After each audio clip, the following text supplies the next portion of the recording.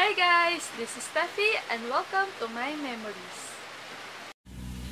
Closed doors, I'm a fool for your love.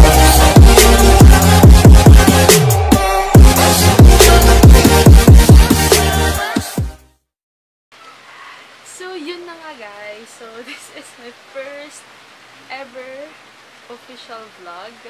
Yan, #newbie. So, what we're going to do in our very first vlog is to unbox this parcel that I purchased in Lazada. So, kung ano to, just keep on watching. So now guys, let's start to unwrap this parcel. So, itong i-unbox natin is the Logitech K480 Bluetooth multi-device keyboard. So, it's Bluetooth wireless, multi-platform and cross-platform, 10 meters Bluetooth range. So guys, paalala lang before you open or bago nyo hawakan yung parcel na nare-receive nyo, always disinfect. So ito, na-receive ko tong parcel, just quick background. Na-receive ko tong parcel this morning and in-order ko siya this week lang. In-order ko siya noong June 8. So today is June 11, 8, 9, 10, 11. So 3-4 days lang na-receive ko na siya. So yun siya guys. Gaano siya kalaki, yan yung box niya. Para lang may idea kayo kung gaano siya kalaki. Pero yung box pa lang naman, i-try natin. So yung box, 12 inches by 8 inches. So, yun siya guys. So bilang habang inaanap natin siya, bakit ko to binili? Well, hindi lang naman para gumastos, kundi dahil nasira kasi yung laptop ko. So, I don't have any choice but to buy an alternative device na pwede kong magamit sa school and sa personal na kung anik-anik ko. Bilang wala pa tayong pambiling bagong laptop, ito na lang muna. So, this was advised by a friend of mine na wala na tayong pambili ng laptop. So, ito, alam mo kung sino abesh. So, I love the box. Sobrang ganda ng kulay kahit di naman natin siya gagamitin. So, ayan, pang ano, diba, bubble wrap. Pwede ba natin siya magamit? Again guys ha, disinfect nyo muna lagi yung parcel na i-receive nyo. Ako kaninang umaga, binuhusan ko ito ng pagkarami-raming alcohol. So, ayan guys! Tadaan! Di ba may sarili akong sound effects? Ito na po ang ating Logitech K480 Bluetooth multi-device keyboard. So, let's start! Yung box niya, yan. So, may nakalagay multi-device, K480. Nakalagay, syempre di nyo nababasa, di ba? Nakalagay, K480 switch typing between your computer, phone, and tablet.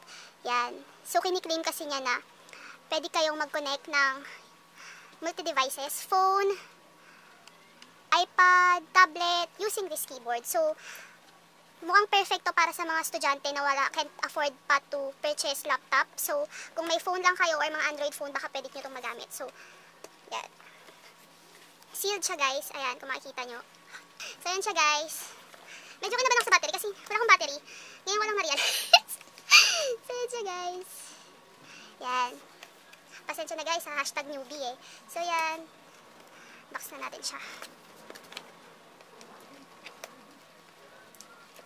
So, we'll try to connect this sa Android phone, sa iPad, and sa Android na tablet.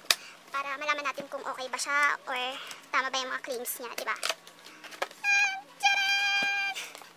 Ayan na siya guys. Ang laki niya guys. Parang kasing laki na siya ng keyboard ng computer. Ayan siya guys. So, sukatin ulit natin siya para at least may idea kayo kung gaano siya kalaki. Wala tayong ruler. Ito na lang gamitin natin. So, nasa 12 inches siya. 12 by 8 inches guys. Yung size niya. Ayan. Actually, may dalawang colors to na available. Mayroong white, tas ito, may black. So, bilang ayaw natin na masyadong marumihin, pinili ko yung black. And meron siyang touch of yellow. Yan. Ito yung lalagyan ng device na gagamitin mo, mobile or tablet. So, ito siya. Yung size niya, para alam natin. So, nasa 10.5 inches siya, guys. Yung lapad or haba nitong pwede nyung paglagyan ng device, itong yellow na to. So, yan guys. Makikita nyo, Logitech. Legit siya guys, in fairness. Ayan. Keyboard. Sige. game. Naka-plastic siya. Sealed, ayan. Plastic. Ayan. Plastic siya. Important safety compliance warranty information. So, i-open na natin siya. Tada! Sariling sound effects. Sa totoo lang guys, hirap akong mag-review kasi baliktad yung camera ko.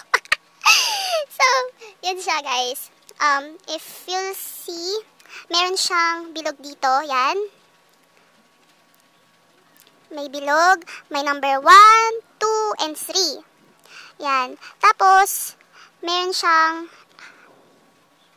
parang temporary sticker lang to. Hindi siya temporary. Pero actually, hindi siya temporary pala sticker. Ano siya, guide siya kung ano yung gamit ng mga, itong bilog na to. So,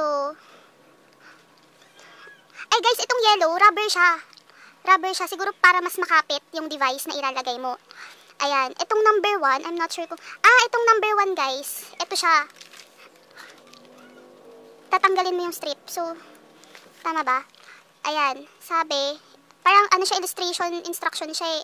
Ayan, number 1, ito, sa likod. You have to pull this yellow paper. Ayun, umilaw siya guys. So, ano siya, parang ano lang, pang-on nung device. Ayan, umilaw siya dito. Hindi ko alam kung ano to, on and off ba siya. Sige, let's try. Ayan, on siya guys. Nag-yellow siya. Off. Yan. Ayan, on and off niya. So, you have to pull yung yellow. Itong yellow na to. Yun yung 1. Yung number 2, ayan. I think you'll have to connect na sa device. Pero later we'll do that.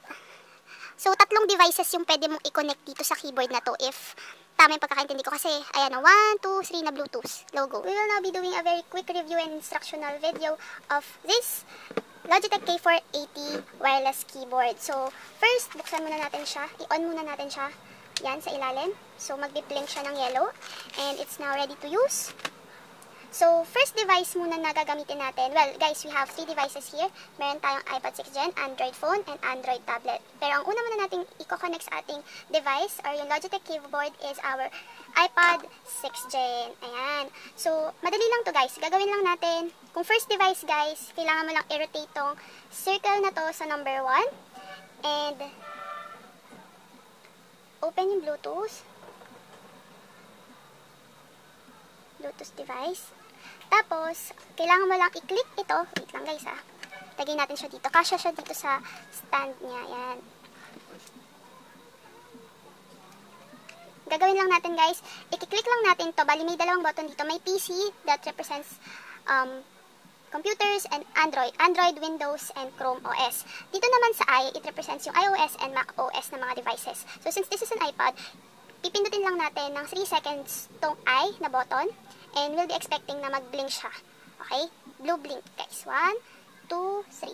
So, yun guys, nagbi-blink siya. Tapos, kuha na natin tong device. Kailangan ma-scan siya nung, natin. Ay, mali. Hindi yan guys, Punta tayo sa Bluetooth settings. So, yan. Magsascan yung device natin. Dapat maging available na tong K480. Okay, disregard nyo yan guys. So, yan na siya, keyboard K480. Click nyo lang siya, guys. Naklik ko na ba siya? Ayan. So, yan, guys. Connected na siya sa iPad natin. So, try natin how it works. Okay? So, yun, guys. Since connected na si iPad 6 Gen natin, try natin mag-type. Okay? So, I have here yung word. Tingnan natin kung gagana siya. Ayan. In-enter ko, guys, yan. Para makita nyo lang. Ayan. Tapos, lakayan lang natin yung font para mabasa nyo kung totoong nagtatype siya. Type. Ayan, guys. Typing using my Logitech K480. Ay, joke lang, guys. 480 wireless keyboard. Ayun, guys. So, it's working. So, try natin. Weird. So, yun, guys. It's working naman. So, okay siya kung medyo mabigat ang pagka-type ang kailangan nyo at hindi kayo comfortable using an iPad lang sa screen to type, 'di ba? Okay siya pag gagawa ka ng reports and other written documents. Try naman natin yung in terms of yung ibang mga buttons niya or keys. So, tignan natin kung gagana yung, for example, ito, yung sound niya. Yung sound. Ay, hindi pala. Mali yung pinipindot ko, guys. Medyo mabagal ang internet natin, mga friend. So, pero yung volume niya, guys, ito siya, oh. Makikita nyo sa taas. Working naman. Pinipindot ko yung volume up and volume down niya. So, working naman. Try natin i-alt top. Ayan, working naman siya, guys. Okay, tignan ang aking Facebook. Ayan, so punta tayo sa... Ayan, so working siya, guys. So, try naman natin yung second device natin. So, for our second device naman, guys, we will try to connect our, yes, Android phone. So, don't have to use your iPad or your tablet. Pwede try natin tong available na Android phones natin. So, you don't have to disconnect, guys, yung nauna nyo ng devices na na-connect dito sa keyboard, you just have to turn this down sa number 2. Kung halimbawa pang second device nyo na, ito guys, na number 2 nyo lang siya. Yan, para ready to connect na siya to your second device. So, in this case, try natin i-connect tong Android phone. So, what we're going to do lang, guys, is to open our Bluetooth sa device. Sana yun yung nakikita.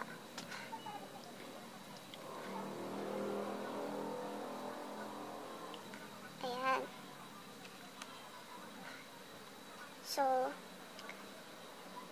same goes, guys. Dito naman sa Android, guys, ang pipindutin natin dito is yung PC. Kasi yung PC represents yung mga Android devices, Windows devices, and Chrome OS devices. So, pindutin lang natin siya ng mga 3 seconds. Dapat magbiblink siya. Yan. Tapos, dapat magiging... Pag nag-scan kayo sa device nyo, dapat ano na siya, easy to access na siya. Ayan na, guys, na-connect agad siya. Keyboard K480. Ay, hindi pa siya na-connect, pero na-scan agad siya nung Android phone natin. So, pindutin nyo lang yung keyboard K480. Yan. Tapos may lalabas na Bluetooth pairing request. So, ang gagawin nyo lang, guys, may makikita kayong pairing code, itatype nyo lang siya sa keyboard, okay? So, in this case, unique naman to, guys. Yung mga gine-generate niyang code, 564026, and then enter. Tapos, okay na, guys, nakakonect na yung Android phone natin. So, alam ko nakita niyo, guys. Ayan na siya, guys. Paired device na siya sa ating Android. Pero, click pa rin natin siya sa to connect. Yan. So, connected na siya sa Android phone natin, guys. Try naman natin kung how will it work. Kung mag-try tayong mag-type or gumawa ko na rin ng presentation dito since, ayan siya, guys. Diba? Halimbawa, wala kang tablet or anything na mas malaki than your Android phone, pwede na to. So, try natin kung nagagawa tayong presentation. Ayan, it's working. Yan, o, diba? Okay siya, in fairness. Back. Bali, gagawa ka ng report. O, diba? It's working. Try natin kaya sa ibang ano. Kunwari, mag-search tayo sa Google.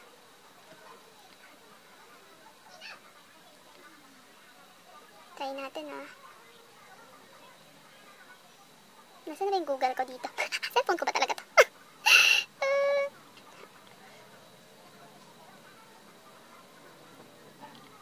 Ayan. So, kunwari, magsisearch tayo. Diba? How? Mali, dito tayo kasi. Medyo awkward lang, guys, na walang keyboard. Pero, ay, may keyboard pero walang mouse. Medyo awkward lang yung part na yun sa akin, Sa akin lang naman yun. How to do a marketing plan. Enter. Oh, yun, guys! It's really working! Ayan, tapos, i-move and mo na lang siya sa iyong Android screen. So, yun, guys, perfect to feeling ko sa mga students who can't afford yung mga expensive laptops, lalo na ngayon na mas in demand yung online classes. So, if you have your Android phone, you can just buy a keyboard kung hindi kayo comfortable masyado. And meron na rin siyang stand dito, guys. Rubber tong yellow na to, guys. So, pwede nyo na lang dyan itayo yung device ninyo, parang meron na kayong instant laptop or computer, diba? Tapos kung meron kayong ka-chat or ka-video call, naka-stand na lang yan dyan, diba? Tapos, pwede pa rin kayo mag-dual screen kung may ganong functionality yung Android phone nyo. So, next, guys, try naman natin yung third device natin, which is yung tablet Android or Android tablet natin. Okay? Okay? So next guys, ang gagawin naman natin ngayon is we will try to connect tong Android tablet na we have here. It's a Cherry Mobile Flare tablet. So, try natin. Actually, same lang siya guys dun sa ginawa nating pag-pair or pag-connect sa Android phone natin. Pero sige, i-try natin. So ngayon, since pangatlong device na natin siya, iikot ulit natin to guys ha. Huwag nyo kakalimutan iikot siya sa device na kung saan nyo siya gustong i-connect. So in this case, pang third device na natin siya. So, i-turn natin siya clockwise sa ating pang number 3 device. So, in this case, yung tablet natin, Android tablet. So, gagawin natin, open ulit natin yung ating keyboard. Ayan. Pindutin ulit natin to. Since Android siya guys, PC yung pipindutin natin. PC button. Okay? 1, 2, 3. Magbe-blink dapat siya after at least 3 seconds. Tapos, lalabas siya sa available devices ng iyong tablet. Click mo lang yung keyboard K480, ipi-pair mo siya. May lalabas ulit na Bluetooth pairing code which you have to type sa keyboard. 466411. Enter sa keyboard guys, hawag sa tablet. Tapos, magsusolid yung ilaw niya dito sa PC. Same goes lang dun sa mga nauna, okay? Tapos, currently connected na yung keyboard K480 natin sa tablet. So, let's try if it will work. So, try natin kunwari, magre-research tayo. Okay? Ayan, guys. It's working. Nakikita nyo ba? Sana nakikita nyo, diba? Ayan, guys. So, yan. It's working. So, now, guys, try naman natin yung sinasabi ni K480 na it can simultaneously, para multifunctional siya, cross-multifunctional, na pwedeng magamit sa 3 devices na sabay-sabay. So, since na-connect na natin yung first 2 devices, which is yung iPad and yung Android phone, try natin kung madali lang ba siyang ipalipat-lipat. Okay, so, meron ako ditong tablet, meron tayo ditong phone. Tanggalin nga muna natin sa case kasi medyo, ano siya, meron tayo ditong phone, Android phone, meron tayo ditong tablet. Okay? Tingnan natin kung ano mangyari. Since yung last natin kinonect is yung tablet, nasa number 3 siya. So, gusto ko naman mag-type ako sa aking Word sa tablet. For example, sa aking iPad 6 Gen. Na number 1 ko siya. Wow! Yan. Na number 1 ko siya. So, ang expectation natin, dapat makakapag-type na ako dito sa iPad. Okay? So, try natin, mga kapatid. Pindutin muna natin. Ayun! Ayun. So, it's working na, guys. I don't have to reconnect siya. Basta, i-turn mo lang tong circle na to. I-rotate mo lang siya to number 1 since it's your first device. Ayan. So, ayan. Yan. So, try naman natin, for example, magre-research tayo using our Android phone. Tapos, tinatamad ka lang. For some reason, tinatamad ka lang siyang gamitin, diba? Ayaw mo mag-ano. So, try mo lang number 2. So, ayan na, guys. Ang bilis niya. Tignan nyo. Ayan. Try ko lang, magta-type ako. Chuk, chuk, chuk, kung ano lang. Yan. So, it's working. It's really working. Ang bilis niya, as in, nirotate ko lang to number 2. Second device yung, ano ko, yung, ito, yung nasa gilid niya. Yan, kunwari. Oh, diba? It's working. Tapos, sa number 3, third device naman natin, yung tablet. Tignan natin kung, diba, ang ingay niya. Try naman natin. Yan. Then, ayan guys, nakakonect na siya sa third device natin. Ayan o. Try ko ah.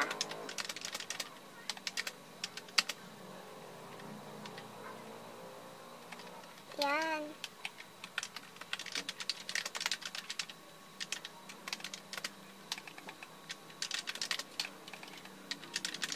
Diba? Ang bilis niya mag-transition guys. So, nabili ko lang siya for only 1,999. Ayan. Very worth the price siya guys, lalo na sa mga nagtitipid na wala pa rin talagang pambili ng laptop or computer, lalo na ngayon na sobrang in demand ng work from home and online classes. So kung nagtitipid kayo and wala rin kayong ibang pambili ng device nyo, I suggest you try this keyboard. Actually guys, matagal na siya. Siguro mas naging in demand lang nga siya ngayon dahil sa ang daming may kailangan na hindi naman makabili ng expensive laptop. So, yun guys. Medyo downside lang siya for me kasi masyado siyang maingay and hindi ganun ka-smooth yung keys niya guys, parang matigas, which reminds me of parang typewriter, pero ang cute ng parang yung edge ng keys niya, nakakatuwa, and hindi naman siya ganun kabigat. So, ayun guys, that's it for our first unboxing and quick review. Hope you enjoy. Bye bye!